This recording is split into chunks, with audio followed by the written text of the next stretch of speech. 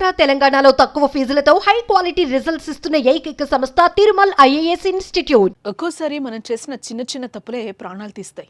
ఏం కాదులే అన్న నిర్లక్ష్యానికి తోడు దురదృష్టం వెంటాడి జీవితం అర్ధాంతరంగా ముగిసిపోతుంది. ఇది నిజమే అనడానికి ఎన్నో ఘటనలు సాక్ష్యంగా కూడా ఉన్నాయి. తాజాగా అలాంటి ఘటన తమిళనాడులోనూ జరిగింది. ఓ చేప ఓ వ్యక్తి ప్రాణం తీసింది.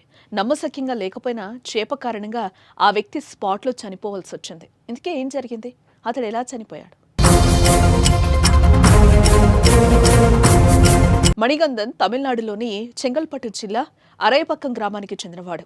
29 ఏళ్లు కలిగిన మణిగంధన్ చేపలు పట్టే అలవాటుంది. ఈ క్రమంలోనే మంగళవారం మధురాంతకం ప్రాంతంలో చేపలు వేటకు వెళ్లాడు మణిగంధన్.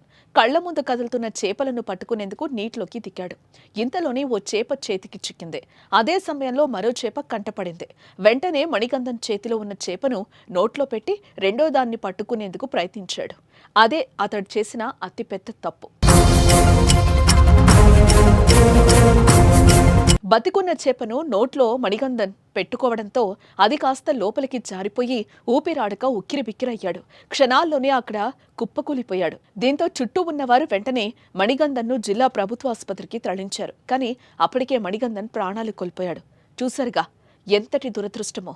ఎన్నో ఏళ్ల నుంచి చేపలు పట్టే మణిగంధన్ చిన్న నిర్లక్ష్యంతో అదే చేపకు బలయ్యాడు. కూలీ నాలి చేస్తూ కుటుంబాన్ని పోషించే ఆయన మరణించడంతో ఆ ఇంట తీవ్ర విషాద ఛాయలు అలుముకున్నాయి.